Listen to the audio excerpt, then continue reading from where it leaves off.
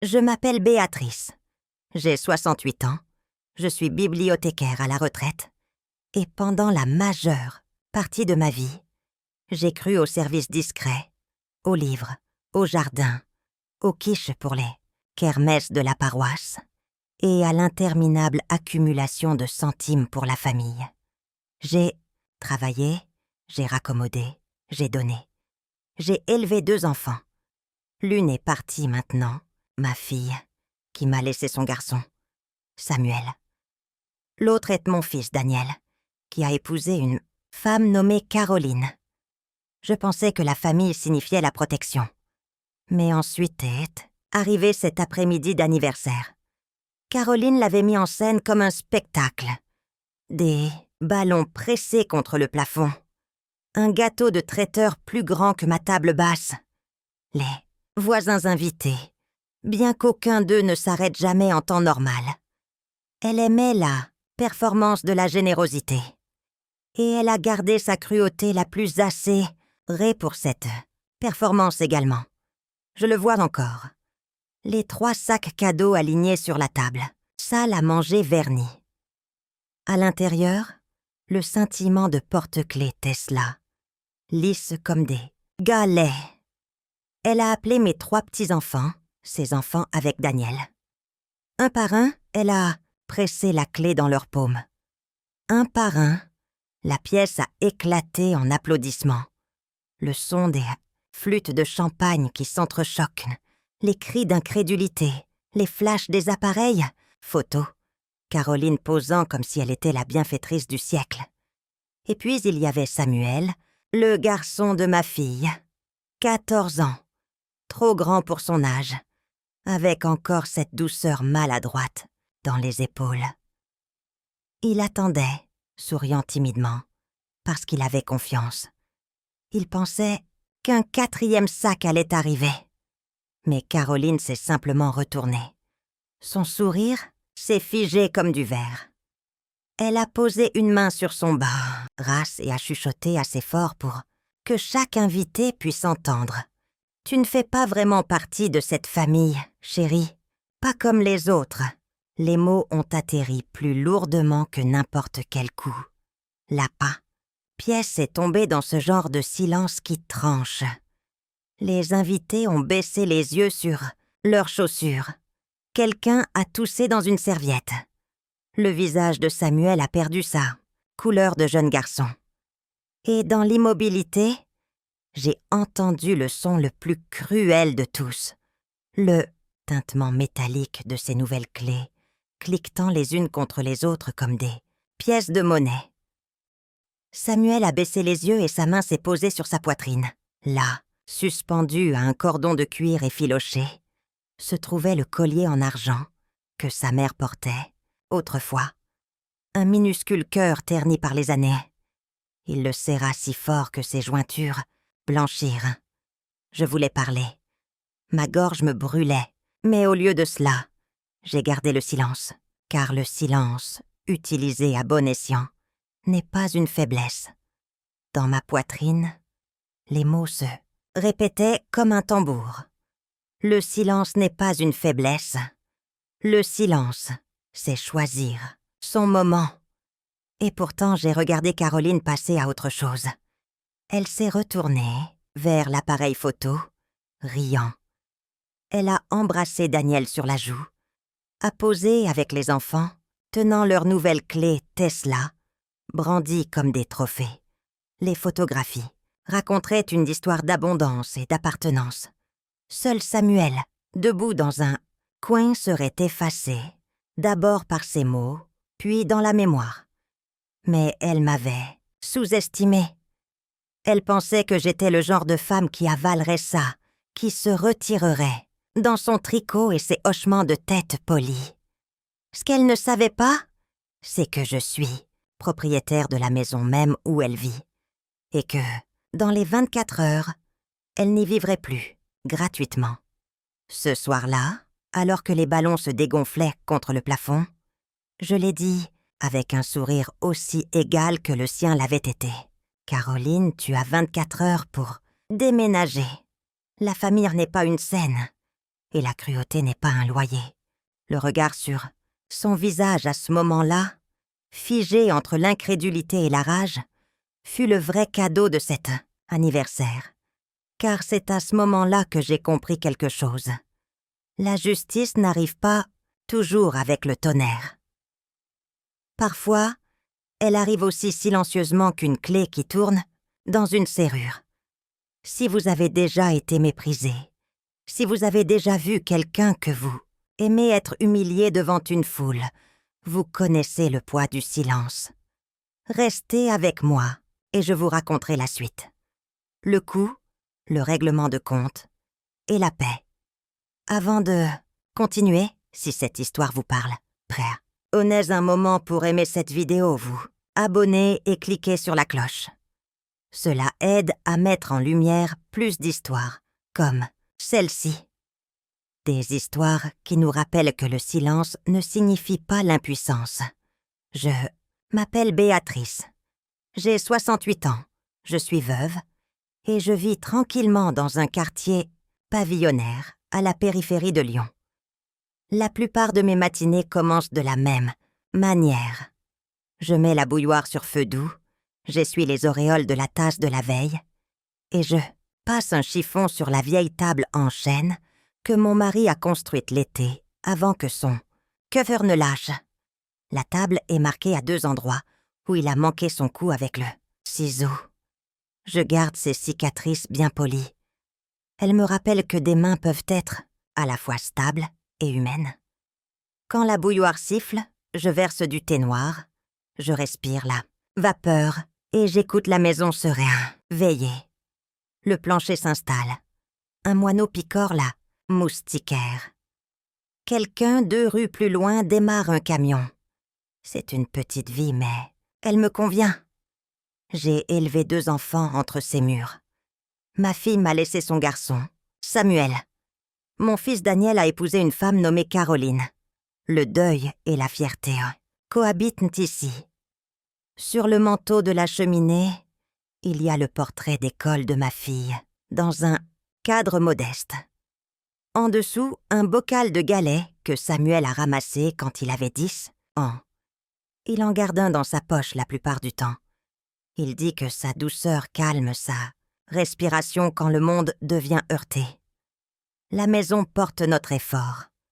Mon mari a fixé les seuils un peu plus haut que la norme. Il aimait la sensation de monter pour entrer, comme si chaque porte était une promesse à franchir avec intention. Je me surprends encore à m'arrêter là. La porte d'entrée, la porte de haie, à buanderie, la porte de la chambre où Samuel dort quand il reste chez moi. Chaque pause est un choix. Entrer ou sortir, parler ou se taire, garder ou laisser aller. La famille de Daniel franchit souvent ces seuils. Quand leur cuisine était en rénovation, j'ai offert notre chambre d'amis. Caroline a appelé cela « temporaire ». Elle aimait laisser ses chaussures près de la porte et son sac à main sur la chaise la plus proche de la table, celle avec la meilleure lumière. Elle disait que la lumière la rendait productive. Je ne disais rien. L'hospitalité était la langue que j'ai apprise jeune. Il est difficile de désapprendre une langue que vous avez parlée toute votre vie. Samuel arrive avant l'école, les jours où son bus passe en avance. Il verse le lait trop vite et essuie la tache avec sa manche, puis rit de lui-même. Il porte un collier en argent qui appartenait à sa mère. La chaîne est tue, il peut user. Le pendentif est un petit cœur qui s'est terni jusqu'à devenir éteint. Quand il l'oublie sur la table, je le remets dans le plat en bois, près de la porte pour qu'il le voie en partant. Un collier devrait appartenir à un battement de cœur. Je garde mes papiers dans le tiroir du bas du buffet, derrière les torchons. Acte de propriété, avis d'imposition, l'ancien prêt immobilier estampillé soldé, la procuration que j'ai signée pendant un hiver de peur, quand le discours de mon mari est devenu pâteux pendant 1 semaine. Il s'est rétabli. Le papier est resté. Je me disais que c'était pratique. En vérité, C'était une habitude. Les femmes de ma famille ont été élevées pour faire confiance d'abord et poser des questions plus tard. On nous disait que les questions sonnaient comme le doute et que le doute sonnait comme de l'ingratitude. Le jardin est modeste. Au printemps, je fais pousser des herbes aromatiques dans un parterre étroit le long de la clôture. En été, les tomates poussent leurs tuteurs. En automne, les platanes laissent tomber leurs feuilles dorées sur la pelouse et je ratisse jusqu'à ce que mes épaules me fassent mal. Samuel aide quand il est là. Il ratisse comme un garçon qui apprend la patience, par à-coups courts et déterminés. Il empile les feuilles en un monticule et se laisse tomber en arrière dedans, puis se redresse et s'excuse pour le désordre. Je lui dis que le désordre n'est pas un crime. Parfois, le désordre est une saison. Le jeudi, je suis bénévole à la friperie 2 rues plus bas. Je passe l'école à la vapeur et je range le rayon des livres. Il y a un exemplaire d'une encyclopédie de jardinage qui est là depuis des mois. Je l'ouvre à la section sur la taille et je lis un paragraphe pendant que le défroisseur chauffe. La taille dit « Il est une miséricorde pour la plante car elle empêche l'ancienne croissance de voler la lumière à la nouvelle. » Je me murmure cette phrase sur le chemin du retour. Certaines vérités ont besoin d'air avant de pouvoir vivre en vous. Daniel appelle la plupart des après-midi. Le travail va bien, les enfants vont bien. Caroline est occupée. Sa voix s'élève quand il mentionne un nouveau client, baisse quand je demande des nouvelles de l'exposition d'art de Samuel. Il dit qu'il essaiera d'y assister la prochaine fois. Je dis que la prochaine fois n'est pas une saison. La prochaine fois est une décision. Il glousse comme si j'avais fait une blague et dit qu'il m'appellera demain. Le soir, je pose ma tasse sur la table, j'ouvre l'album et je laisse les pages ralentir ma respiration. Il y a ma fille à 11 ans, avec des taches d'herbe sur les genoux. Il y a Daniel à 5 ans tenant la première tomate et qui l'ait jamais cueillie. Il y a mon mari, soulevant une porte sur ses gonds avec l'aisance d'un homme qui faisait confiance au bois et à la gravité. Je m'arrête sur une page où Samuel se tient sur ce même seuil. Un pied dans l'ombre, un pied dans la lumière. Il sourit à l'appareil photo. Je trace l'endroit où la lumière le rencontre et je pense aux portes. Comment elles protègent du temps et gardent de la chaleur à l'intérieur. Comment elles invitent aussi les deux à échanger leur place quand vous êtes prêts. Daniel a les yeux doux de son père. Sa colonne vertébrale s'incline vers la girouette la plus proche. Et trop souvent, cette girouette est Caroline. C'est un homme bon dans le fond. Le garçon qui a rendu un portefeuille perdu avec chaque euro à l'intérieur. Le jeune père qui a appris à tresser les cheveux de Lise pour qu'elle ne se sente pas déplacée le jour de la photo de classe. Et quand un conflit surgit, il taille ses phrases jusqu'à ce qu'elles soient sûres. Il dit qu'il maintient la paix. J'entends l'hésitation et je sais qu'il cherche l'approbation. Caroline parle avec des compliments qui orientent. Elle remercie le serveur, donne un pourboire généreux, sponsorise la kermesse de l'école, puis classe les gens par pedigree, comme si elle triait du vin. Lignée est un mot qu'elle adore, prononcé légèrement comme un toast. Elle le dit en ma présence comme si c'était une vertu plutôt qu'une cage. Elle le dit en présence de Samuel comme si c'était une donnée plutôt qu'un couteau. Son calendrier est codé par couleur. Ses histoires sont éditées. Elle appelle notre arrangement un logement temporaire, pendant que la cuisine de Daniel est en rénovation. Elle appelle la discussion sur le loyer une question à voir plus tard. Elle se déplace facilement dans des PSC pour lesquels elle ne paie pas, comme si la grâce était une monnaie. Mais petits enfants avec Daniel arrivent en trio, brillants et bien entraînés. Étienne est l'aîné, stable, un gardien de but qui analyse les angles même en choisissant un siège. Il remarque les sorties avant de remarquer les biscuits. Lise porte un appareil photo et une opinion sur la lumière. Elle photographie son petit déjeuner et appelle cela de la discipline. Marc Allais, réponse rapide. Il peut réparer un gouvernail et une humeur en moins de 5 minutes, puis perd patience avec quiconque ne peut égaler sa vitesse. Ce sont de bons enfants. Leurs angles sont polis par les ressources et les louanges, par les colonies de vacances et les entraîneurs qui supposent qu'ils ont leur place. Samuel se tient à côté d'eux comme un hymne silencieux à côté d'une marche militaire. Il écoute avec tout son visage. Il gagne des rubans d'art qu'il oublie de mentionner. Tandis que les autres présentent des projets avec des listes à puces, Samuel étale du fusain et dessine un horizon. Il peint le silence sans le nommer. Il balaie le porche sans qu'on le lui demande. Puis demande si le balai est trop dur, pour les vieilles marches. Quand Lise lui montre comment cadrer une photo, il la tourne vers la clôture du jardin où le bois a argenté. Il dit « La lumière là-bas dit la vérité. Les fissures sont apparues comme de petites remarques. » Caroline a loué la lettre d'acceptation d'Étienne dans une grande école tout en qualifiant l'option artistique de Samuel de facile A. Elle a plaisanté en disant que le talent saute des branches d'un arbre. Lors d'un grand repas, famille, elle a porté un toast à l'héritage et a examiné la mâchoire de Marc pour admirer l'empreinte familiale. Elle m'a dit « Lise a mon menton têtu. » Elle l'a dit gentiment puis m'a serré l'épaule comme si le compliment pouvait limer ce qu'elle entendait par « têtu ». Quand Samuel est sorti sur le porche pour reprendre son souffle.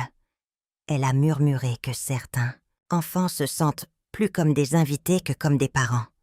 Je n'ai pas grondé. J'ai regardé la pièce basculer. Les enfants gravitaient autour d'elle comme des planètes autour d'un soleil qui faisait ses propres lois. Daniel se déplaçait en boucle, vérifiant le rôti, ajoutant des chaises. Il évitait la gravité des mots.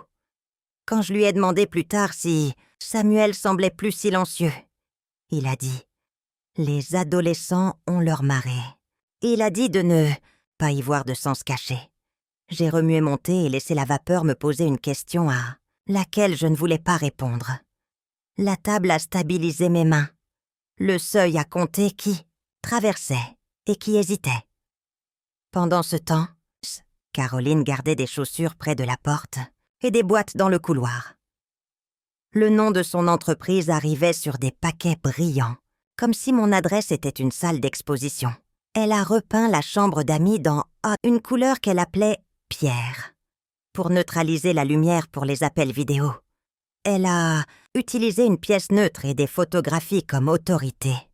Elle a offert de couvrir un montant symbolique pour les charges, puis a oublié l'offre, comme on oublie un parapluie, par temps clair. Daniel a promis de revoir le loyer après la rénovation. La rénovation a accumulé les retards comme la poussière sur un manteau sombre. En pratique, elle vivait ici, gratuitement, et appelait cela temporaire, avec un sourire qui suggérait que la générosité allait dans un seul sens. Le samedi matin, les 4 enfants s'étalaient sur le tapis pendant que Caroline planifiait le URS horaire. Camp de débat, tournoi de robotique, séminaire de leadership. Samuel était assis parmi eux, son carnet de croquis sur les genoux, dessinant les autres alors qu'ils se disputaient dans les créneaux horaires. Il a dessiné Étienne comme une tour, Lise comme une lentille, Marc comme une carte. J'ai jeté un coup d'œil par-dessus son épaule et j'ai vu qu'il s'était dessiné comme une porte, entr'ouverte. La lumière reposait le long de la charnière. Il a dit « Les portes veulent bouger.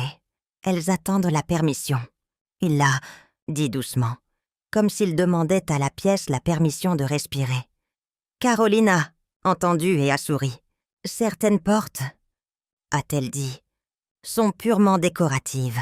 Elles ne sont pas faites pour s'ouvrir. » Elle a attrapé son agenda et a tourné la page comme si cela réglait la question.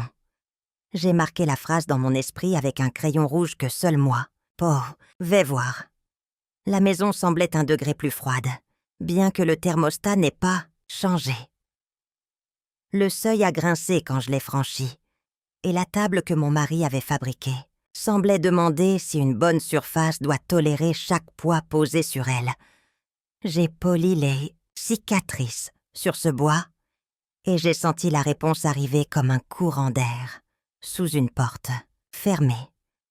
La matinée de cet anniversaire a commencé avec le grincement d'un ballon et le bourdonnement d'une porte de garage. J'avais attaché 3 ballons bleus au rétroviseur de ma voiture avant de partir, sachant qu'ils s'en mêleraient dans le vent, mais sans m'en soucier. Caroline avait organisé la fête avec son efficacité habituelle. Elle avait envoyé un lien vers une playlist, un code couleur pour savoir qui apporterait quoi, et m'avait même envoyé un texto pour me rappeler que les gâteaux de grande surface se congèlent bien.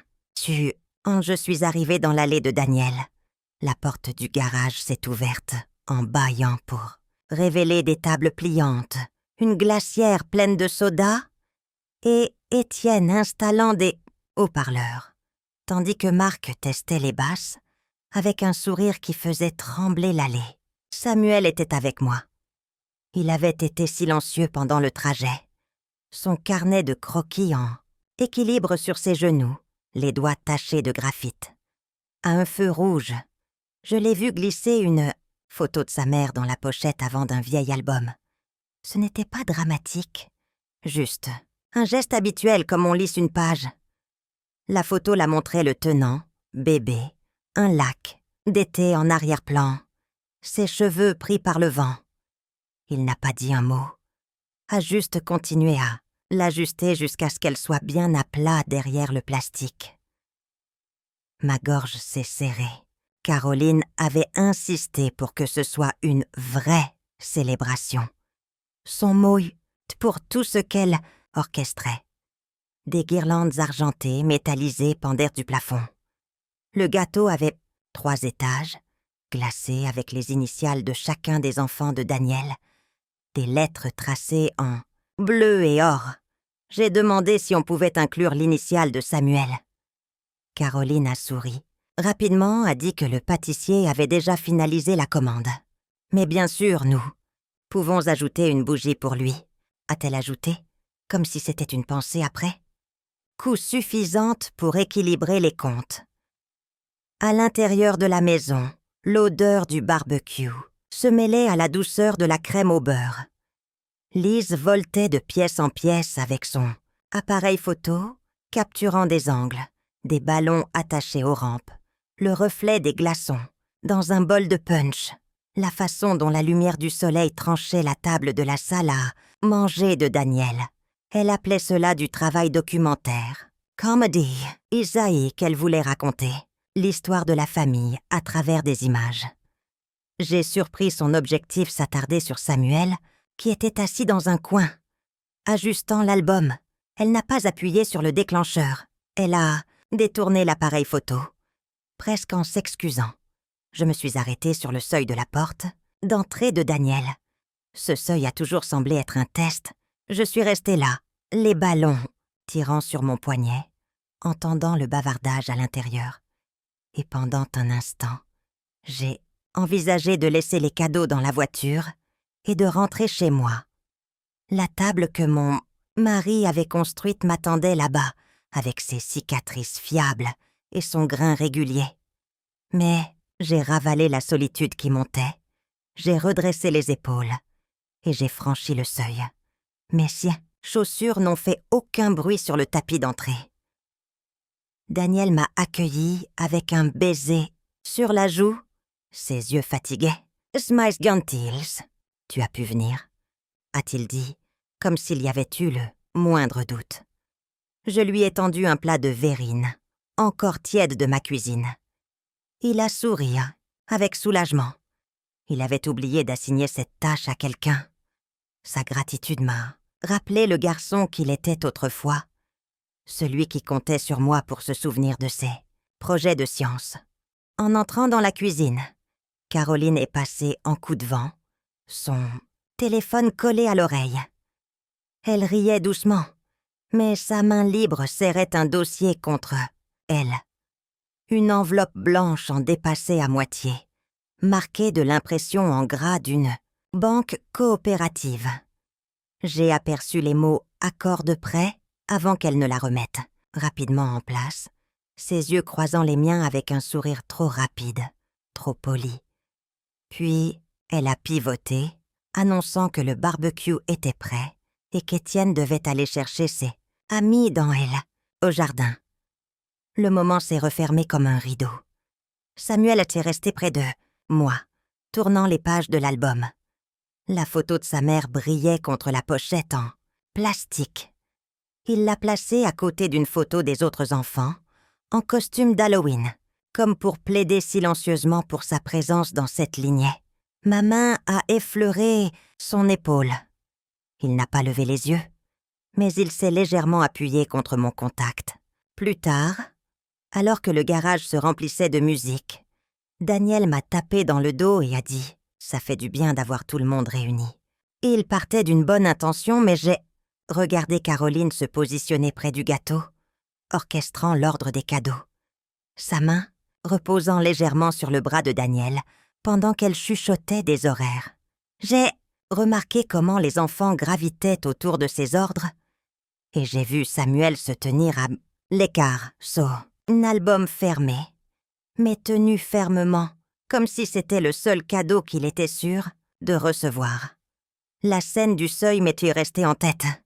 Cette hésitation devant la porte, l'envie de battre en retraite. Je me suis dit que c'était juste de la fatigue. Mais quelque part, je savais que c'était un présage. Le genre de pause avant une tempête, quand l'air a un goût de métal. J'ai quand même franchi le seuil, parce que l'amour vous pousse en avant même quand l'instinct vous met en garde. Ce soir-là, après que les ballons se soient affaissés et que les assiettes en carton se soient empilées, je me souviendrai de l'enveloppe qui dépassait de son dossier et du poids de l'album de Samuel sur ses genoux. Je ne savais pas encore comment ces deux images, papier et photo, dette et mémoire, s'entremêleraient dans le dénouement de l'histoire de notre famille. Le moment s'est déroulé au ralenti. Bien que, nos réalités, il ait duré moins d'1 minute. Le garage était rempli de bavardages, d'assiettes en équilibre sur les genoux, de musique fredonnant depuis les haut-parleurs. Caroline se tenait près de la table du gâteau, avec ce sourire éclatant d'hôtesse qu'elle porterait comme une couronne. Elle a frappé dans ses mains pour attirer l'attention, ses bracelets cliquetant les uns contre les autres. Tout le monde s'est tu, attendant. Derrière le rideau de guirlande, elle a sorti une pochette en velours. « Nous avons une surprise », a-t-elle annoncé, sa voix aussi douce que le glaçage. Elle a sorti un porte-clés avec un logo Tesla scintillant d'argent. Des murmures d'admiration ont parcouru la pièce. La bouche d'Étienne s'est ouverte en grand. Caroline a placé le porte-clés dans sa main avec une Fioretore. Pour tout ton travail acharné à l'école, chérie. Tu l'as mérité. Les applaudissements ont éclaté. Les enfants ont acclamé. Les flashs des appareils photos se sont déclenchés. Puis est venu le deuxième porte-clés. Celui-ci a été remis à Lise, qui a poussé un cri aigu et a serré sa belle-mère dans ses bras. « Merci, merci », a-t-elle crié, sautillant de joie. Le troisième porte-clés est allé à Marc, qui s'est pavané comme un coq, agitant la clé pour que ses amis la voient. Puis le silence. 3 porte-clés donnés, 3 nœuds attachés, 3 sourires reçus. La pochette était vide. Samuel se tenait là, figé, l'album toujours sous son bras. Ses lèvres s'entr'ouvrirent légèrement, la confusion plissant son front. Il a fait un pas en avant. Sa voix était petite mais stable. Et le mien. Les mots ont flotté au-dessus des rires, atterrissant avec le poids d'une pierre dans une eau calme. Le bavardage s'est arrêté. Les fourchettes se sont immobilisées en l'air. Ma respiration s'est bloquée dans ma poitrine. Caroline n'a pas vacillé. Elle s'est retournée, son sourire inchangé, son ton lisse. « Oh mon cœur !»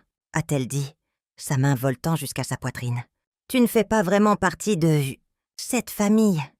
Pas de la même manière. » C'était pour les enfants de Daniel. Des cadeaux du sang. Tu comprends? L'air s'est fissuré. Chaque son a disparu, sauf le tintement métallique des 3 porte-clés qui s'entrechoquaient, alors que les cousins les serraient dans leurs poings. Les épaules de Samuel se sont raidies. Sa main s'est envolée vers la chaîne en argent autour de son cou, le collier que sa mère lui avait donné avant de mourir. Ses jointures ont blanchi, alors qu'il s'y accrochait comme à une bouée de sauvetage. Je voulais parler, arracher les mots de la bouche de Caroline et les lui renvoyer à la figure. Mais ma voix m'a trahi. Rien n'est sorti.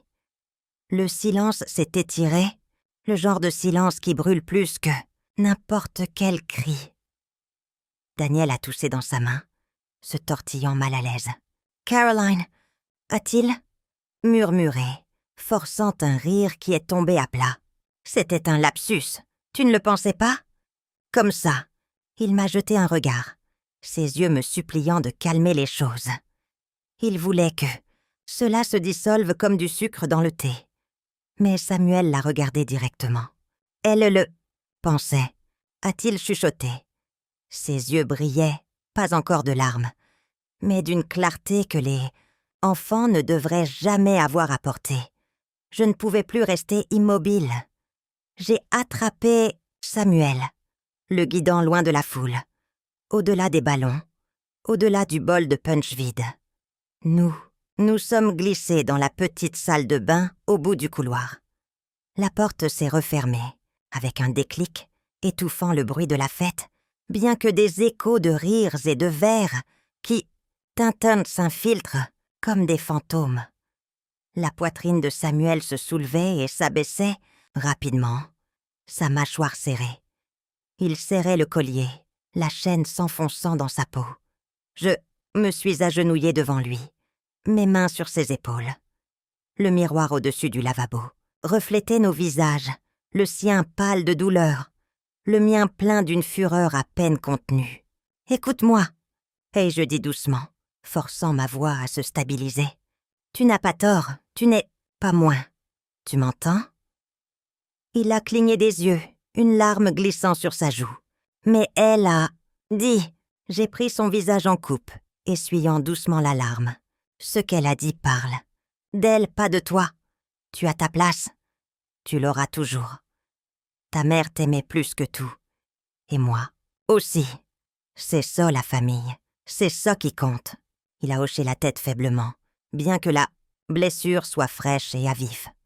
Sa petite main a cherché la mienne, la serrant fort dans cette petite salle de bain sombre, sous le scintillement d'une vieille ampoule. Je l'ai entourée de mes bras. Nous sommes restés là dans un cocon de silence. Et dans ce silence, j'ai senti quelque chose changer. Ce n'était pas de la faiblesse, ni de la défaite. C'était une graine. La colère, le chagrin et la résolution s'entremêlaient. Le silence était maintenant mon arme. Je n'allais pas crier à travers la fête ou me disputer avec Caroline devant des témoins.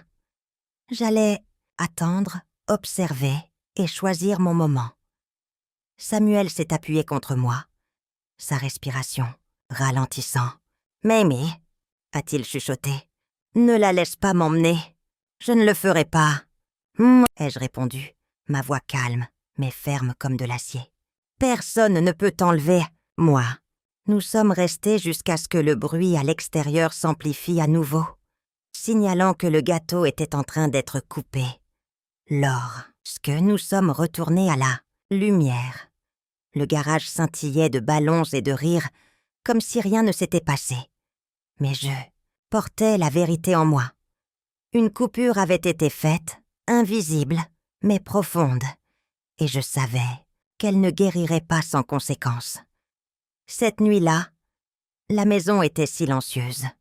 Du genre de silence qui bourdonne plus fort que n'importe quel son. La fête s'était terminée des heures auparavant. Les ballons pendaient déjà à leurs ficelles dans le garage de Daniel, le glaçage durcissant sur les assiettes en carton. J'étais assise avec Samuel sur le porche en bois devant ma maison, les planches usées et lissées par des années de pas. Les grillons chantaient dans l'herbe, et l'air sentait légèrement le pin et le bitume refroidi. Samuel était assis à côté de moi, les genoux ramenés contre sa poitrine, ses petits doigts traçant le grain du bois comme s'il lisait une L, langue que lui seul pouvait comprendre. Il a rompu le silence le premier. Sa voix était basse, tremblante mais délibérée. « Mamie » a-t-il demandé, les yeux fixés sur le jardin sombre. « Suis-je moins » avait-elle raison? Mon cœur s'est serré à cette question, plus vive que n'importe quel couteau. « Pourquoi penses-tu cela, mon chéri ?» Parce qu'elle a dit que je ne faisais pas partie de la famille. Parce que je n'ai pas de clé de voiture. Et je n'ai pas de père. Et peut-être que je ne suis tout simplement pas assez. Les mots sont tombés dans la nuit, comme des pierres dans un puits, profonds et lourds. Je me suis tournée vers lui, mais avant que je puisse parler, un souvenir a surgi, non sollicité. J'ai vu ma fille, sa mère, debout dans la cour de l'école des décennies plus tôt. Son visage s'était crispé, alors qu'elle me racontait en larmes qu'un professeur l'avait comparé à Daniel. « Il est plus brillant, plus prometteur », avait-il dit. Je l'avais regardé se ratatiner sous le poids du jugement d'un autre, son esprit s'assombrissant à un âge où il aurait dû brûler de 1000 feux. Cette nuit-là, il y a longtemps, je lui avais fait une promesse. Un vœu murmurait dans ses cheveux alors que je la berçais dans mes bras. « Tu ne seras jamais seule, Patan, que j'aurai un souffle de vie. » Elle était si jeune alors, si incertaine de sa place, et bien qu'elle ait grandi, lutté, et finalement m'ait quitté trop tôt, ce vœu n'était pas mort. Il s'était simplement reporté sur l'enfant qu'elle avait laissé derrière elle. J'ai passé mon bras autour des épaules de Samuel, le serrant contre moi, jusqu'à ce que je puisse sentir les battements de son petit cœur contre mon flanc. « Écoute-moi attentivement. » Ai-je dit, « Tu n'es pas moins, tu n'es pas brisé, tu es à moi. Et tu es à ta mère. Et nous deux, connaissons ta valeur. » Ses yeux ont brillé alors qu'il levait les yeux vers moi. Le clair de lune a attrapé le collier d'argent sur sa poitrine. Le petit charme que sa mère lui avait donné avant son dernier séjour à l'hôpital. Il l'a touché inconsciemment, attendant que mes mots l'ancrant. La famille, ce n'est pas seulement le sang. Ai-je continué, ma voix stable malgré la douleur dans ma gorge. La famille, c'est là où l'on te voit, où l'on t'aime sans condition. C'est ce qu'elle voulait que tu aies. Et c'est ce pourquoi je me battrai pour te le donner. Samuel a dégluti, ses lèvres se pressant l'une contre l'autre, comme s'il voulait croire. Mais craignait d'espérer. « Promis » a-t-il chuchoté. Je lui ai embrassé le sommet de la tête. « Promise ». Plus tard, après l'avoir mis au lit, je suis restée dans le salon. Sur le manteau de la cheminée se trouve est une photo encadrée de ma fille. Ses yeux doux, son large sourire. Cette tassati faussette que seul Samuel avait héritée. J'ai allumé une bougie, protégeant l'allumette du courant d'air jusqu'à ce que la flamme prenne. La mèche a brillé, projetant une douce lumière sur son visage dans la photographie.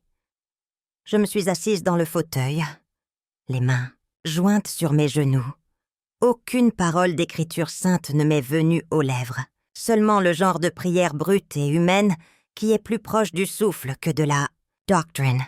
Je t'ai manqué une fois. Ai-je murmuré à sa photo? J'ai laissé le monde te convaincre que tu étais moins que ton frère, moins que digne. Je ne peux pas changer cela, mais je ne manquerai pas à ton fils. Je ne le laisserai pas porter la même blessure. Il saura qu'il a sa place. Il saura qu'il est assez. La bougie a vacillé, sa flamme s'inclinant et se relevant comme si elle comprenait. Dehors, le vent a fait teinter les carillons du porche. Nains sont graves et mélancoliques. Je me suis penchée en avant, pressant ma paume contre le verre froid du cadre, comme pour toucher sa joue une fois de plus. Je t'ai fait une promesse. Et ce soir, je la renouvelle. Ai-je chuchoté? Je le protégerai. Je lui donnerai un endroit où il est vu. C'est ce que signifie la famille. La flamme s'est stabilisée, sa lumière tenant bon contre l'obscurité. Je suis restée là jusqu'à ce que la cire commence à fondre, jusqu'à ce que le silence m'enveloppe comme un linceul et un bouclier. Et bien que le chagrin me rongeât les os, la résolution s'enroulait à ses côtés, féroce et inflexible. Quand j'ai finalement soufflé la bougie, la fumée s'est enroulée vers le haut comme un vœu, emportée dans la nuit. À 3 heures du matin, la maison retenait son souffle. L'horloge du four clignotait 3 heures. Le couvercle de la bouilloire cliquetait en refroidissant, et le tiroir du buffet s'ouvrit avec un petit soupir de bois. J'ai étalé des papiers sur la table en chaîne de mon mari. Acte de propriété, avis d'imposition, une enveloppe Kraft qui sentait encore l'air de la banque, et la procuration que j'avais signée pendant son pire hiver. J'ai posé un crayon sur la droite. J'aime un outil qui pointe vers l'avant, vérifiant les relevés. D'abord, j'ai suivi du doigt les débits familiers. Charge, assurance, le don à la bibliothèque. Puis, une entrée que je ne reconnaissais pas. Un virement à une entreprise au nom technologique propre, suivi de frais de service mensuels, qui correspondaient au tarif de recharge rapide dont on s'était vanté. Une autre ligne, une prime à un assureur automobile de luxe. Le mémo indiquait « Police VE ». Je me suis rassise. Pas besoin d'un diplôme de droit paix ou suivre une piste financière. Il suffit de lumière et de patience. Relevé de valeur nette ensuite. Un froid m'a traversé comme un courant d'air sous une porte. Une ligne de crédit sur la valeur domiciliaire avait été ouverte l'année dernière. Ma maison mise en garantie. Mon nom figurait comme propriétaire et emprunteur. Je n'avais pas signé à une agence. J'avais signé une procuration à ma table de cuisine, quand Daniel avait dit que cela aiderait, si jamais je tombais ou si j'oubliais. Je ne suis jamais tombée. Je n'ai pas oublié, mais je lui avais donné une clé. Une note dans le dossier faisait référence à des améliorations, de nouveaux appareils, des mises à niveau énergétiques, une solution de stationnement. Ma cuisine n'avait pas changé. Mon toit n'avait pas changé. La seule nouvelle chose avec des roues se trouvait dans l'allée de quelqu'un d'autre, et 3 porte-clés avaient en tête et brandis comme des trophées 1 heure plus tôt. Au fond du dossier, une impression d'email me souriait. La voix de Caroline en noir et blanc. Veuillez confirmer le déboursement pour la livraison. Nous voulons que la surprise des enfants arrive le même samedi. Merci d'accélérer. J'ai appuyé, ma paume à plat sur la table jusqu'à ce que le grain du bois me stabilise. Le chagrin traîne, la colère clarifie. La colère a dit « Prends le téléphone ». J'ai composé un numéro que je n'avais pas utilisé depuis les funérailles. Maître Gérard Moulin avait pêché avec mon mari et l'avait défendu discrètement lors de la succession. Un homme prudent qui sentait légèrement le cèdre. Il a répondu à la 2e sonnerie. Je me suis excusée pour l'heure et je ne me suis pas excusée pour la raison. Il a dit qu'il avait appris à faire confiance aux urgences des femmes tranquilles Elles appelaient rarement pour rien. Je lui ai lu les lignes, la procuration, la ligne de crédit, les paiements qui transformaient le carburant en hiérarchie. Il a posé des questions précises. Tout changement d'adresse postale, toute signature notariée dans le dossier, si j'avais encore les actes originaux en ma possession. Oui, oui, oui. Il a demandé si Daniel avait déjà utilisé la procuration à mon bénéfice. Non. Il a demandé si je me sentais en sécurité. J'ai regardé les fenêtres à rideaux, l'album sur l'étagère, la lampe formant son petit cercle de lumière du jour à minuit. Oui, ai-je dit, la sécurité n'est pas la même chose que la reddition. Le plan de Gérard était discipliné. Geler les retraits immédiatement. Notifier la banque d'une utilisation abusive potentielle en vertu du pouvoir de procuration. Se rencontrer à 9h pour préparer la révocation et évaluer les recours en vertu du droit. Français, il pensait que le conflit d'intérêts aurait du poids. Photographier chaque page, garder les originaux. Écrire la date et l'heure sur un bloc-notes jaune au fur et à mesure. Laisser les papiers parler. J'ai raccroché et j'ai fait du thé. Trombone, post-it, étiquette. Une petite armée alignée le long du bord de la table. J'ai écrit des légendes nettes au crayon. Acte de propriété, assurance, prêt. J'ai glissé l'album photo dans la pile, puis je l'ai mis de côté à nouveau. L'album n'était pas une preuve. C'était la raison. Je l'ai gardé à portée de main comme une main sur mon épaule.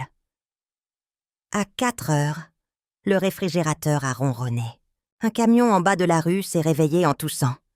J'ai tout glissé dans un sac de courseuse en toile. C'est la seule mallette que je possède. J'ai laissé tomber mes clés dans la poche. Le son qu'elles ont fait, simple, certain, ressemblait à une répétition pour U. Notre trousseau que j'avais l'intention de récupérer. Quand l'horloge a atteint 5h, j'ai dormi, dans le fauteuil pendant 1 heure. La lampe toujours allumée, le crayon pointant toujours vers l'avant. Je me suis réveillée sans drame, seulement avec une résolution, égale et exacte. Avant de me lever, j'ai daté chaque note dans la marge et photographié chaque signature 2 fois. J'ai écrit une phrase en haut de la première feuille, comme une promesse à moi-même. La famille est là où l'on est vu.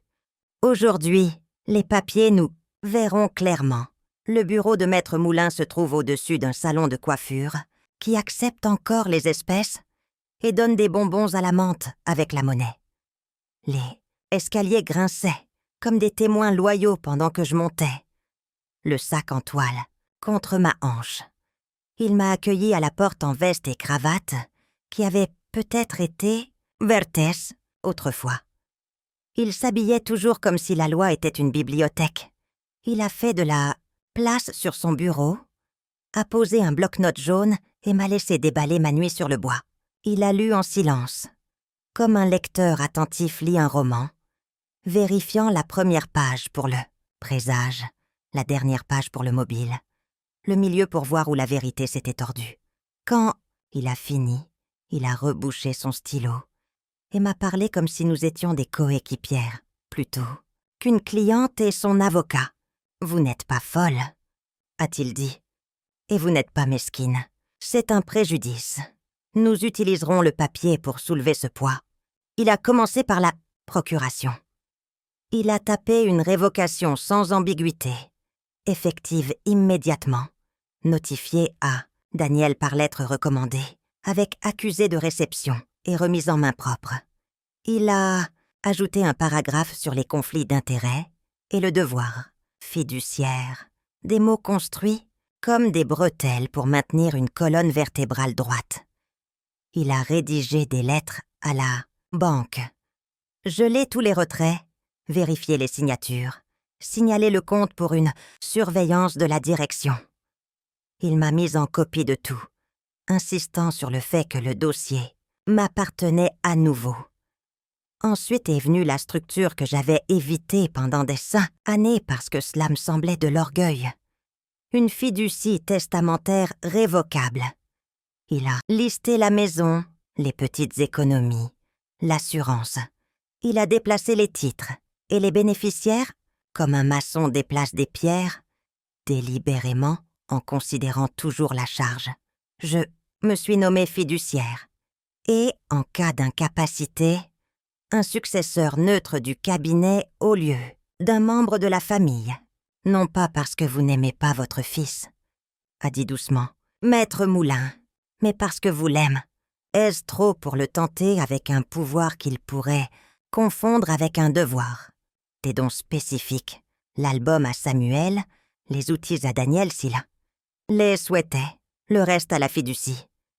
Il m'a fait paraffer chaque page, puis s'est reculé et m'a laissé respirer. Puis nous nous sommes tournés vers la maison. Techniquement, Caroline était une invitée. Légalement, elle était une occupante sans titre ni droit. Maître Moulin a ouvert un modèle et a construit une mise en demeure de quitter les lieux qui étaient clairs. Un préavis raisonnable pour le foyer de Daniel. Mais il a souligné une clause nommant Caroline, séparément. Si Daniel souhaitait rester, il le pouvait. S'il souhaitait rendre visite, il serait le bienvenu. La porte restait ouverte pour mon fils. Elle ne restait pas ouverte pour elle.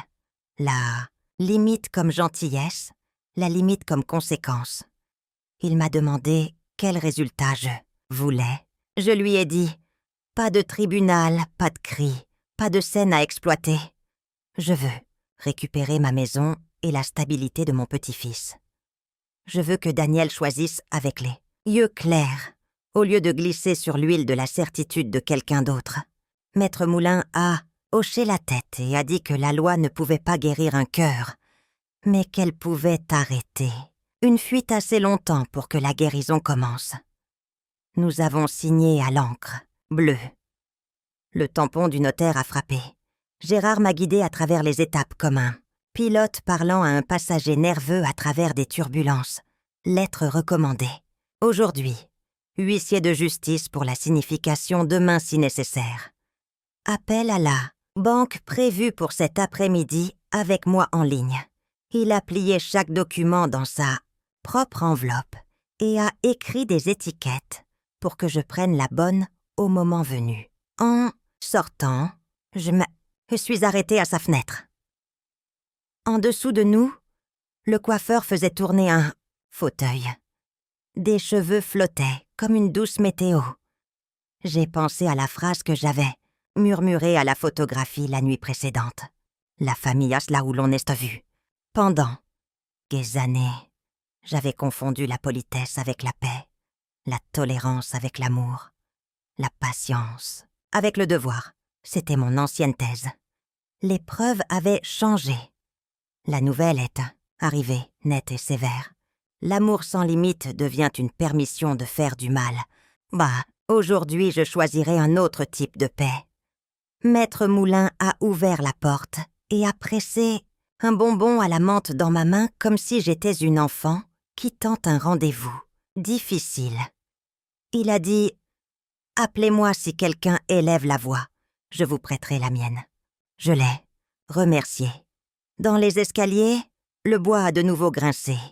Mais cette fois, cela semblait à une affirmation plutôt qu'à un avertissement. J'ai glissé les enveloppes dans mon sac, sentant leurs coins comme des encres contre mon flanc, et je suis sortie sous le soleil de Sototochik, midi, prête à laisser les papiers parler pour moi. Hélène Whittaker m'a interceptée sur le trottoir le lendemain matin, alors que je portais un sac d'enveloppes et une tête pleine d'instructions.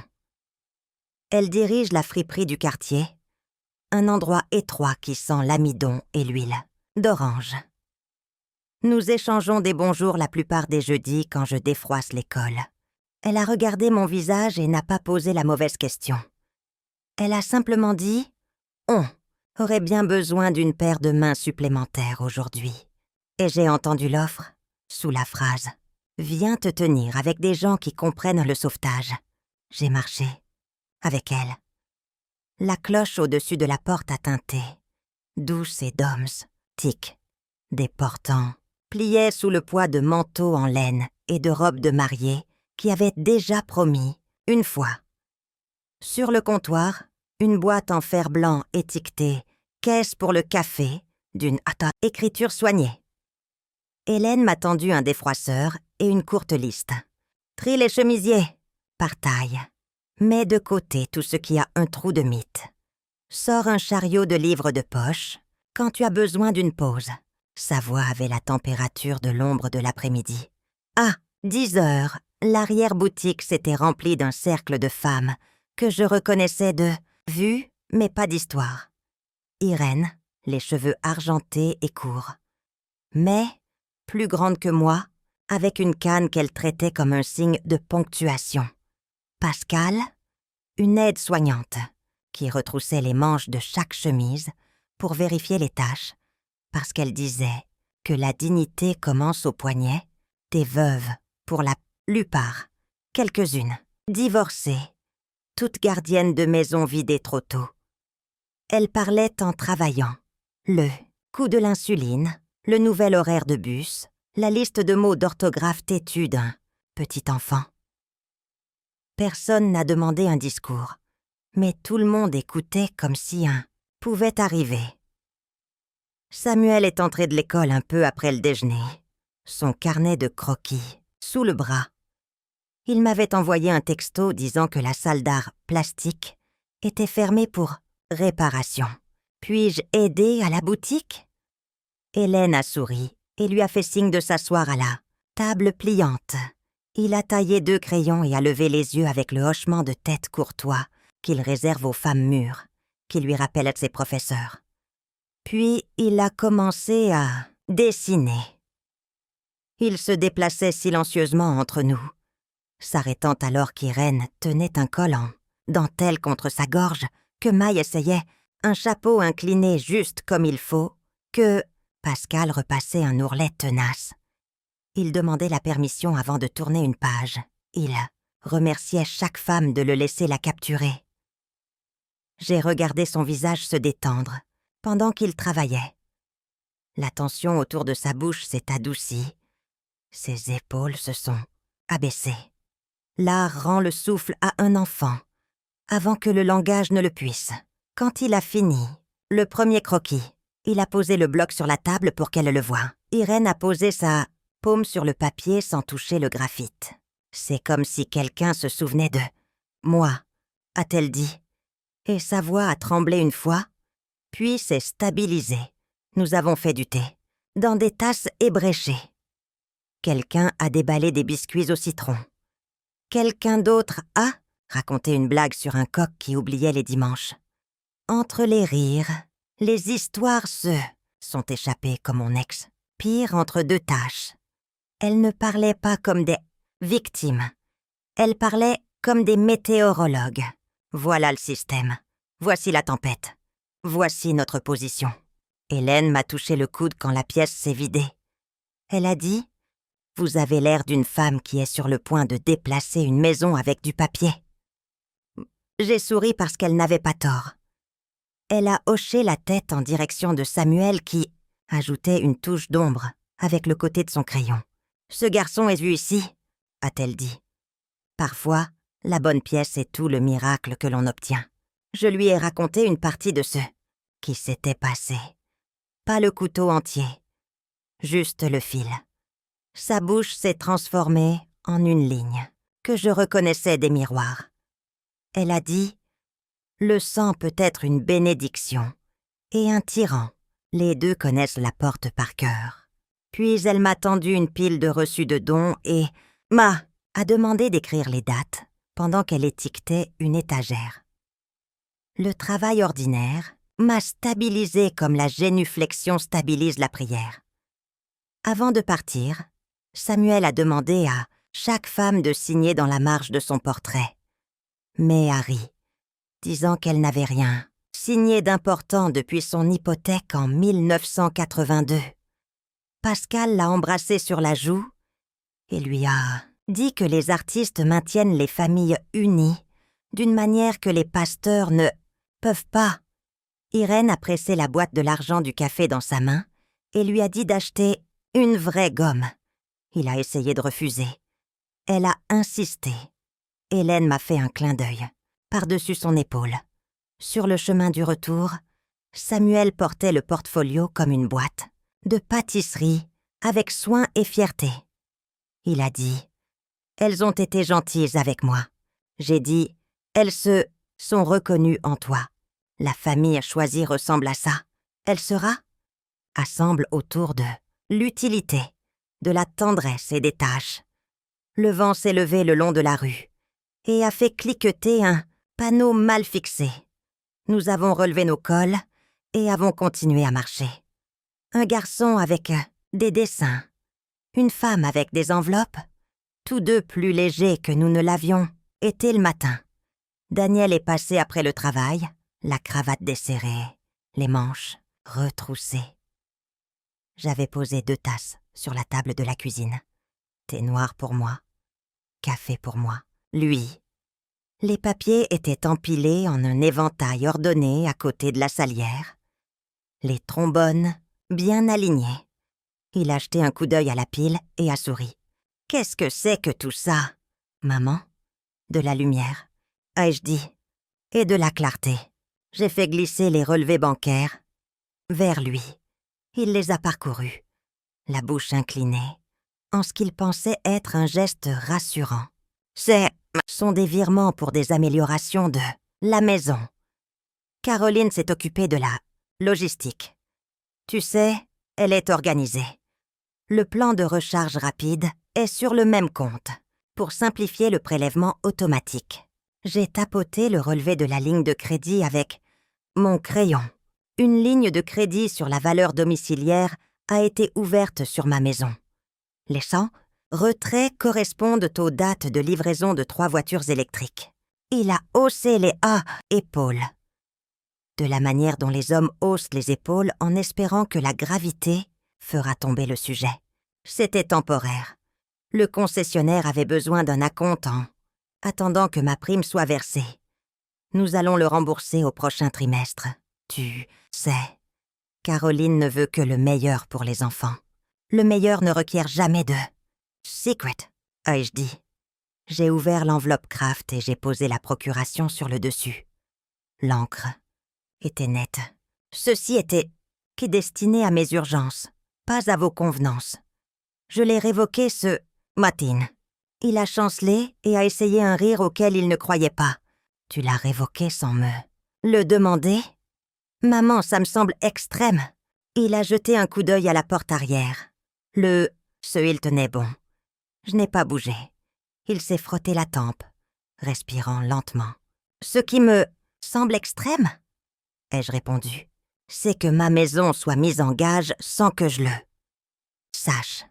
Ce qui me semble extrême, c'est de voir ton neveu se recroqueviller parce qu'on lui a dit qu'il ne faisait pas partie de la famille, alors que la facture de cette déclaration atterrit sur ma table. La mâchoire de Daniel s'est contractée. J'ai reconnu la ligne têtue qu'il arborait à 16 ans. Caroline a mal parlé. Elle était excitée. Elle ne voulait pas faire de mal. Les clés étaient une célébration. Tu vois de la malveillance dans la générosité. La générosité ne demande pas de garantie à une veuve, ai-je dit. Ni l'amour ne trie les enfants par pedigree. J'ai poussé un stylo vers lui. Il s'est arrêté contre ses jointures. Tu peux rester ici, en tant que mon fils. Tu ne peux pas rester ici en tant que mon mandataire. Ce sont des portes différentes. Il a fixé le stylo comme s'il pouvait traduire. Tu me fais choisir. Je te demande de voir. Ai-je dit, c'est tout ce que j'ai jamais demandé. Le silence s'est pressé dans la pièce. L'horloge a tic-taqué avec une patience de tribunal. Il a plié les relevés et les a dépliés. Il évitait mes yeux. Je vais parler à Caroline. Nous allons régler le compte. C'est un malentendu. C'est un schéma, ai-je dit. Et j'ai posé une limite. La banque est Prévenu. Les retraits sont gelés. La mise en demeure est prête. Son orgueil a rougi. La blessure s'est élevée, aussi forte qu'une sirène qu'il ne nommerait pas. Il s'est levé. Sa chaise a raclé le sol. À la porte arrière, il a hésité, le seuil à nouveau. J'aurais aimé que tu me fasses confiance. Je voulais que tu te fasses confiance. Ouais, je dis doucement. Il est encore temps. L'appel est arrivé en milieu de matinée, alors que j'étiquetais des enveloppes. Le numéro sur mon écran était celui de l'école. Mon estomac s'est noué. La voix de la conseillère d'orientation était d'un calme étudié. Elle a dit que Samuel avait sauté. Le déjeuner s'était assis à la bibliothèque à tourner des pages sans lire. Avait manqué un devoir d'anglais. Pouvions-nous faire le point? Je l'ai remercié et accepté de passer après, la sortie des classes, et j'ai écrit son nom sur un post-it. Quand j'ai raccroché, la maison m'a semblé trop calme. J'ai essuyé 2 fois le même endroit sur la table, puis je suis allée chercher le sac à dos de Samuel. Il l'avait laissé près du canapé, comme le font les garçons, quand leurs pensées sont plus lourdes que leurs habitudes. J'ai ouvert la fermeture éclair et j'ai trouvé son carnet de croquis entre un cahier de chimie et un prospectus de robotique, froissé. J'ai emporté le carnet de croquis à la fenêtre. Le papier avait un grain qui attrapait la lumière du matin. La poussière de fusain a taché mes doigts. Des paysages d'abord, une rivière, un champ. Le coin de notre porche avec le balai appuyé comme un soldat fatigué. Puis le nouveau dessin qu'il ne m'avait pas montré.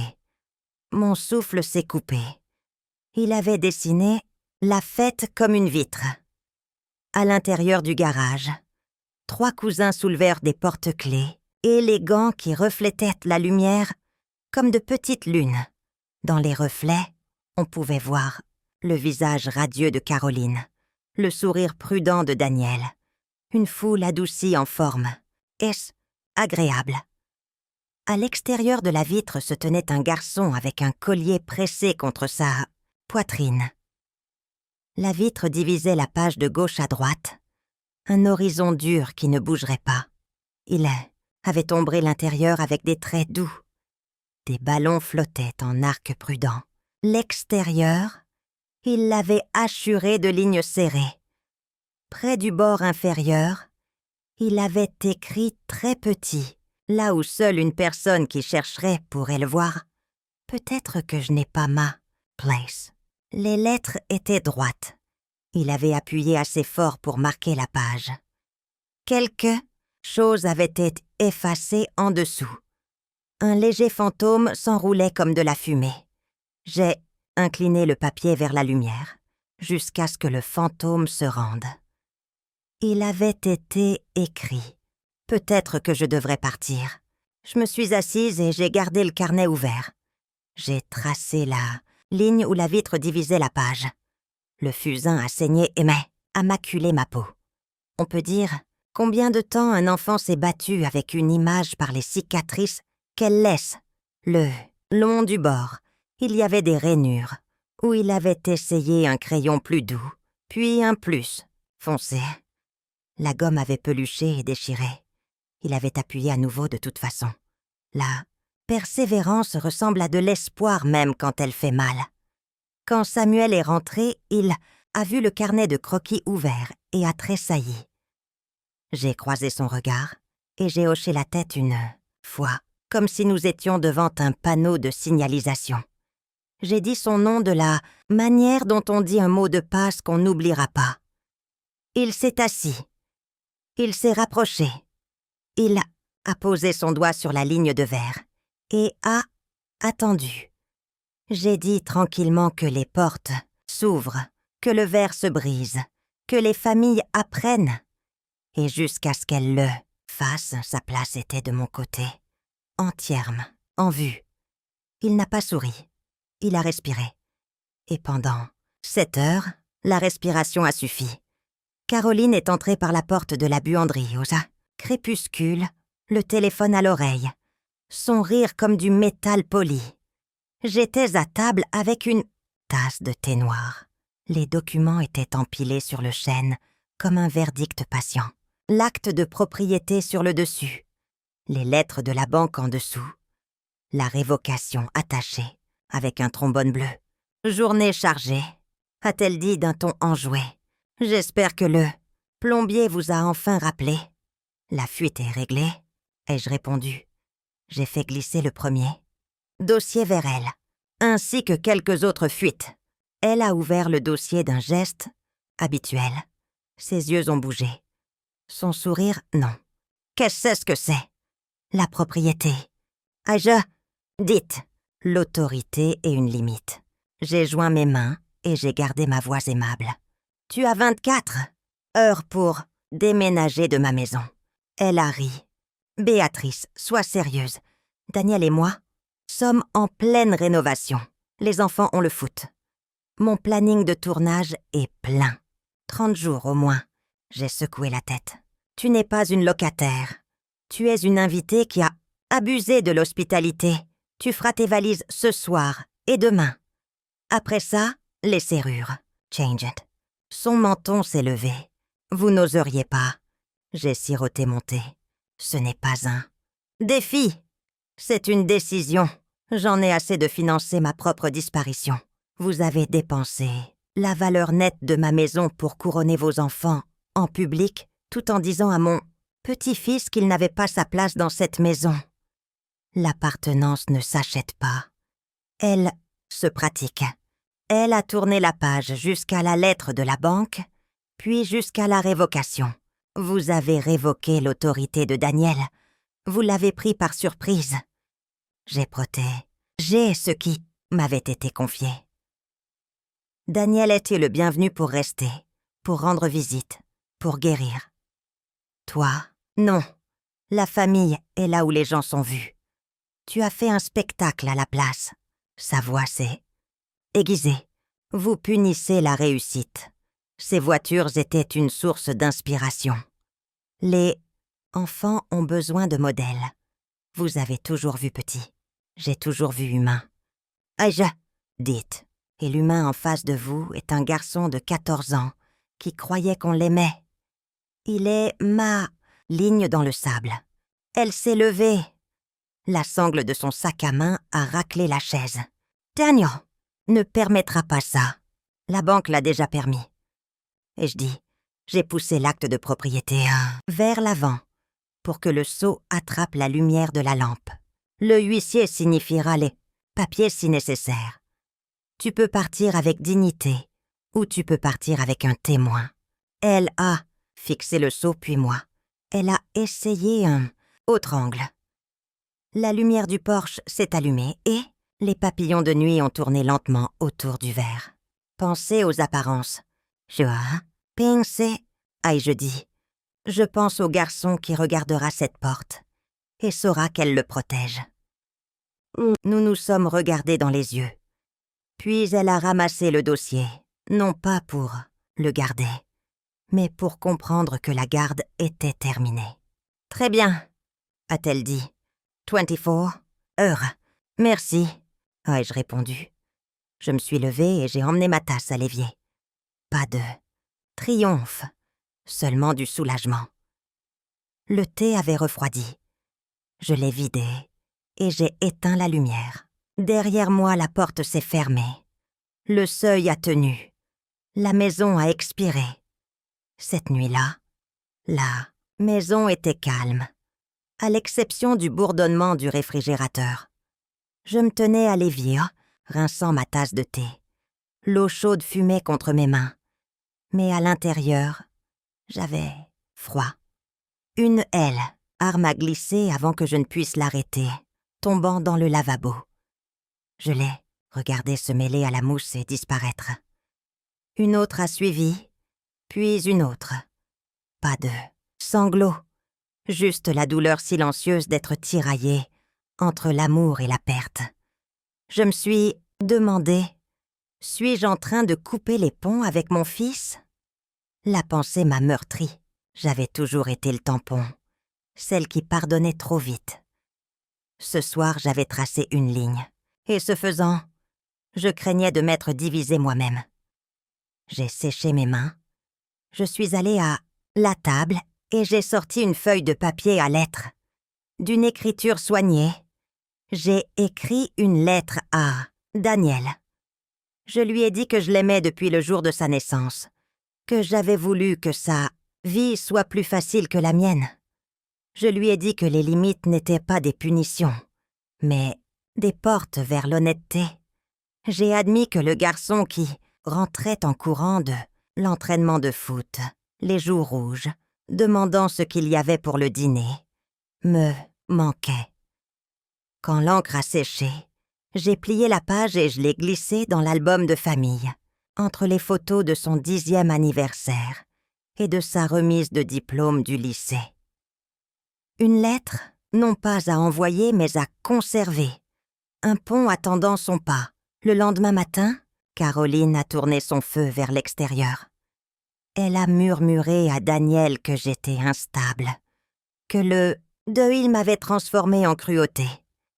Elle a appelé les cousins et les tantes, racontant l'histoire d'une matriarche tyran, trop rigide pour plier. À un moment donné, je l'ai entendue marmonner au téléphone. C'est une vieille femme qui s'accroche au contrôle.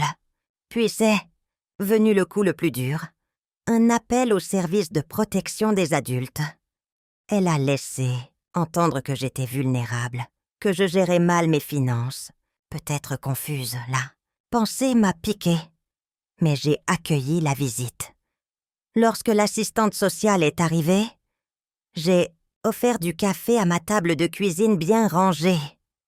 Elle a jeté un coup d'œil aux piles de factures organisées, aux documents de fiducie clairs, aux lettres de mon avocat soigneusement attachées. Les placards étaient pleins, les sols balayés, les médicaments triés. La femme a souri doucement et a fermé son dossier. « Vous allez bien, madame ?»« Béatrice. » Plus que bien. Caroline, qui se tenait à proximité, a rougi et s'est mordu la lèvre. Malgré toute sa bravade, sa peur était évidente. Si elle perdait la lignée familiale sur laquelle elle avait bâti son autorité, elle perdait sa couronne. Je n'ai pas jubilé, j'ai simplement raccompagné l'assistante sociale à la porte. Je l'ai remerciée et je suis retournée à mon thé. Les documents étaient devenus mon bouclier et la dignité, mon armure. Caroline pouvait crier dans le vent, mais les murs de ma maison ne contenaient désormais que la vérité. Plus tard dans la semaine, Daniel est passé alors que Caroline était à une réunion de stratégie. Il aérait dans le salon comme un homme cherchant quelque chose. Sur la table basse se trouvait le carnet de croquis de Samuel, laissé ouvert à la page avec la vitre. Daniel s'est arrêté, ses doigts effleurant le bord. Il s'est penché, regardant vraiment pour la première fois. Son souffle s'est coupé. Il a tourné une autre page et a trouvé la lettre pliée que j'avais glissée dans l'album. Il l'a ouverte, l'a lue en silence, puis a fermé les yeux. Je suis restée dans l'embrasure de la porte de la cuisine, le regardant se débattre avec lui-même. J'ai vu ses épaules se tendre, puis s'affaisser. Quand il a finalement levé les yeux, son regard a rencontré le mien. Il s'est dirigé vers le seuil de la cuisine, mais s'est arrêté net, comme si le cadre en bois était une frontière qu'il n'était pas sûr d'avoir la permission de franchir. « Maman, » a-t-il dit, la voix brisée, « je ne sais pas si j'ai plus peur de perdre la face ou de te perdre. » Pour la première fois depuis des années, le masque est tombé. J'ai posé mon torchon et je lui ai fait face. « Tu n'as à perdre ni l'un ni l'autre, Daniel. Mais tu dois choisir la vérité plutôt que l'orgueil. » Il a baissé la tête. « Je suis désolée pour tout, pour ne pas l'avoir arrêté, pour avoir laissé Samuel porter la blessure. Ce n'étaient pas des excuses parfaites, mais elles étaient réelles. À ce seuil, j'ai revu mon fils. Non pas l'homme que Caroline avait sculpté, mais le garçon qui rentrait en courant pour le dîner. Et à ce moment-là, l'espoir a vacillé. Lorsque Daniel est parti ce soir-là, plus silencieux mais plus léger, et ce qu'il était, tant de sceller la limite que j'avais tracée. Je me suis assise avec Caroline à la table de la salle à manger, un dossier de papiers entre nous. Ma voix était calme, égale. « Caroline, je veux être claire. J'aime mon fils, et je te souhaite le meilleur. Mais je ne partagerai pas ma maison avec le mépris. Cela s'arrête maintenant. » Elle s'est hérissée comme si elle se préparait à un combat, mais je n'ai pas haussé le ton. Au lieu de cela, j'ai fait glisser l'accord, écrit sur la table. Un plan ordonné pour déménager avec des dates et des heures. Le miatsatiton. Langage était direct mais pas cruel. Je n'avais aucun intérêt à l'humilier. Aucune soif de vengeance. Il ne s'agit pas de punition, ai-je dit doucement. Il s'agit de paix. Tu auras jusqu'à la fin de la semaine pour enlever tes affaires. Daniel peut se coordonner avec toi. Je respecterai ta vie privée et j'attends que tu respectes la mienne. Tes lèvres se sont serrées, cherchant un levier, mais n'en ont trouvé aucun.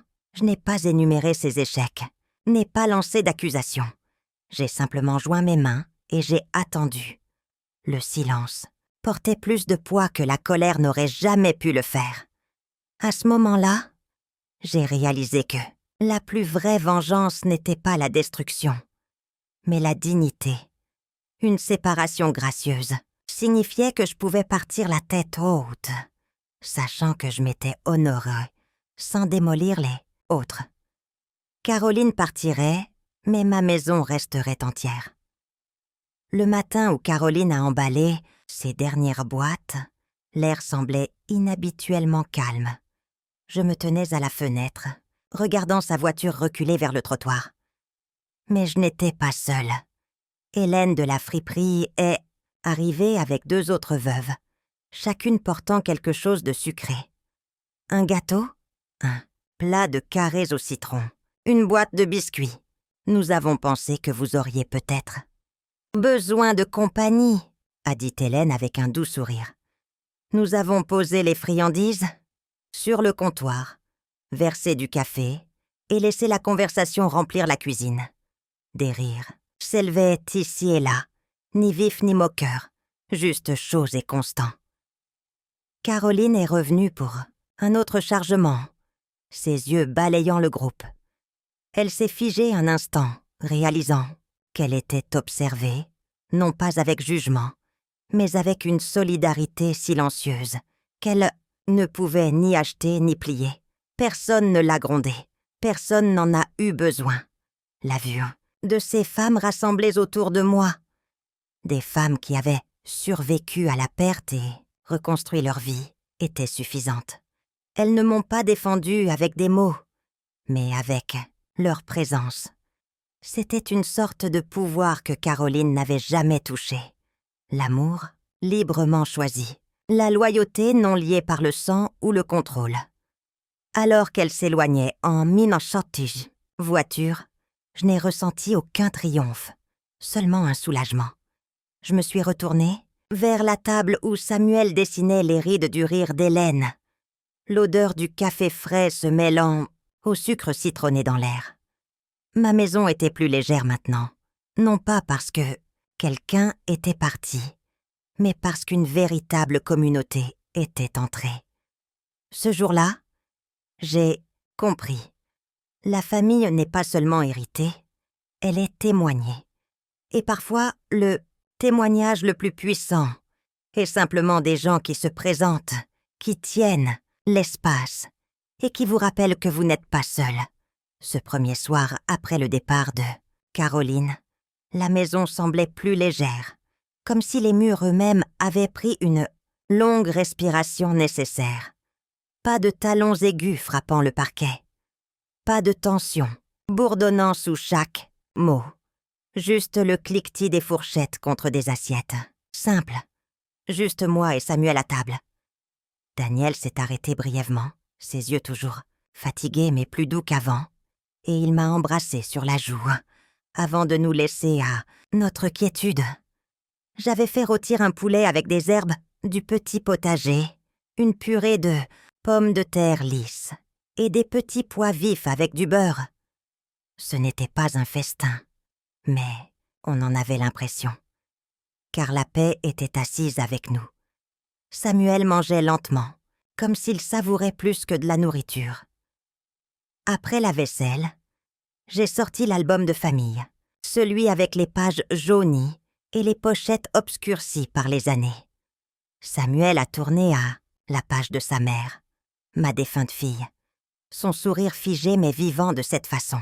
Les photographies mentent et disent la vérité à la fois. Il a fouillé dans sa poche, a sorti le délicat collier qui lui avait appartenu et l'a placé doucement sur la photo. Je pense qu'elle voudrait. Qu'il soit là, a-t-il chuchoté. J'ai senti ma gorge se serrer. Elle le voudrait, et elle voudrait.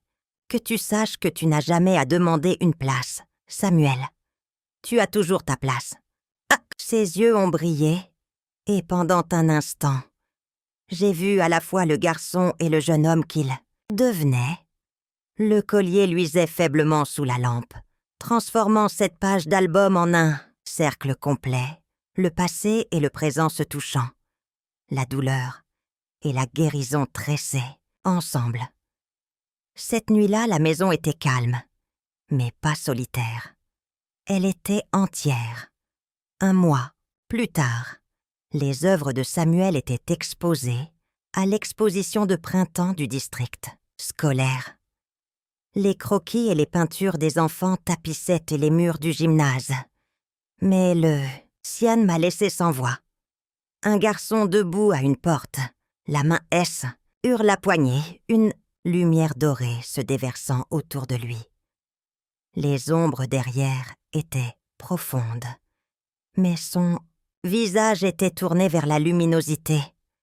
Je suis restée en retrait, laissant les autres admirer. D'abord, les parents murmuraient, les professeurs hochaient la tête. Puis j'ai vu Daniel venir se tenir juste derrière moi. Ses yeux se sont fixés sur le dessin, puis sur Samuel, et j'ai vu les bords rougis de la honte et de la fierté se mélanger. Il n'a pas parlé, mais la façon dont ses épaules se sont courbées puis redressées m'a tout dit. Il commençait à voir. Alors que Samuel montrait les détails du dessin à un ami, j'ai senti mes propres mots monter en moi, non pas prononcés à voix haute, mais narrés au plus profond de ma poitrine. La famille est l'endroit où l'on est vu, vraiment vu. Les semaines avaient porté leurs conséquences. Caroline s'était discrètement retirée du groupe de deuil, discussion de la famille élargie. La rumeur s'est répandue qu'elle avait pris un petit appartement de l'autre côté de la ville. Ma maison, autrefois lourde de dettes cachées et de silence bruyant, était calme. Daniel venait plus, souvent apportant de petits sacs de courses, essayant de réparer les choses pas à pas. Mais la plus vraie renaissance est venue à travers l'art de Samuel. Ce n'était pas seulement du papier et de la peinture. C'était un témoignage. Ce garçon au seuil, ce n'était pas seulement lui. C'était moi aussi. C'était nous tous qui avions un jour attendu devant une porte fermée, nous demandant si nous avions notre place, puis avions décidé de l'ouvrir, nous-mêmes. Dans la lueur des lumières de l'exposition, entourée par les rires des enfants, j'ai senti quelque chose de stable prendre racine. Nous avions survécu. Et plus que cela, nous avions recommencé. Après l'exposition, j'ai de nouveau rencontré Maître Moulin, mon avocat, et j'ai apporté un ajustement discret à ma fiducie. Une petite partie serait désormais consacrée à une bourse d'études par le biais de la friperie d'Hélène, portant le nom de ma fille. Ce n'était pas grandiose, mais c'était une graine, quelque chose qui aiderait un autre enfant à être vu de la manière dont j'avais un jour promis de voir Samuel.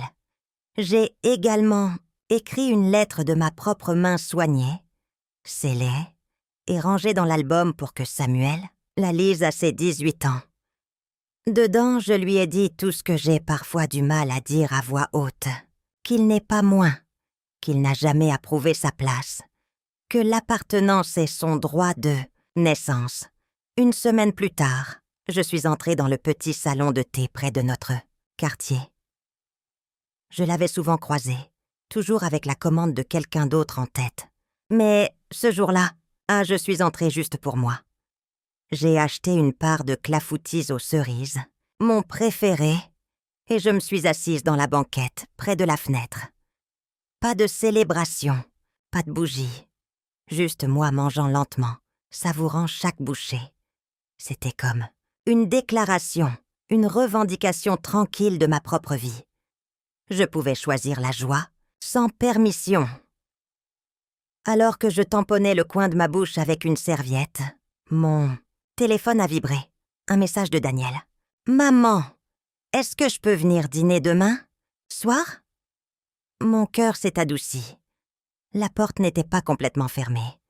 Peut-être que la guérison pouvait prendre son temps.